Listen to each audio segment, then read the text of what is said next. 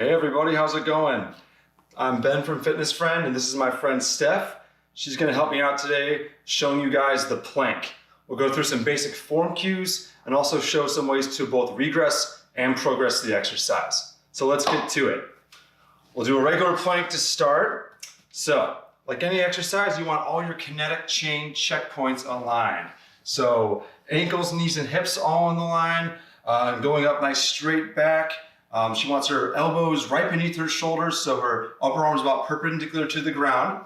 Couple other form cues here. She wants her glutes and quads tight, her abs drawn in, and then in her shoulder girdle here, she wants her scapula protracted, and she wants to push down through those elbows, activating her serratus, that muscle underneath your scapula. And that's a pretty good looking plank, Steph. Thanks. So you can relax there.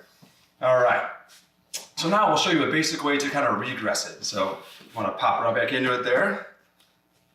So the first way to regress this is to basically cut off the torque angle a little bit to have a little less resistance. So what Steph's going to do is go right down to her knees here. There you go. So that's just a little easier because you're not all the way on your feet. That cuts off some of the distance that you have to kind of hold up. So that's a good way to regress if the on your feet's a little too hard. It's a good place to start. So now we'll show you one progression and take a little bit of a break here as I kind of explain. So what you can do with the plank is create a little bit of instability. When you're more unstable, your core is forced to work harder to maintain that nice ideal posture. And that's what we're doing in a plank here. We're trying to work the anterior core musculature against an outside force, which in this case is mainly gravity, to maintain a good posture. So what we're going to try to do is maintain that straight body with doing a foot march. So get back into that plank if you would. Steph will show you how it's done. She's good at this one. So perfect plank. And all she's going to do is kind of point one toe back and then down and kind of alternate. Good.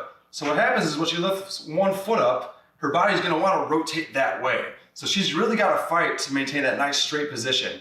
What I tell people is that imagine like a martini glass is on your back. If you're spilling any drops, that means you have too much rotation. So she stayed nice and stable. That's definitely within her wheelhouse of ability. So now we're progressing here again. Got some different kind of toys. So this is our Bosu ball, which is basically like half a stability ball. Airex pad again for a little cushion for her elbows. And she's gonna get into a plank on this. So in the last one, we created some instability in her lower half. Now we're gonna create some instability in her upper half. So push your elbows a little more forward, Steph. There you go. All right. So plank on the Bosu. So it's a little harder. I can see her shaking a little more because this thing's a little bit wobbly, so she's got to fight to maintain a good position there. Let's see, hips up a little bit. And now let's try that march again. This is really hard because now you have more of like a round surface. So when you lift your foot, there's going to even be more of a tendency for it to want to rock. But look, she's pushing down through those elbows. She's staying drawn in. She's doing an excellent job with this one, actually. It's definitely hard for her, but she can do it. One more and relax.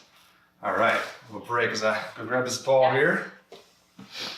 Okay, the last challenge is the Swiss ball.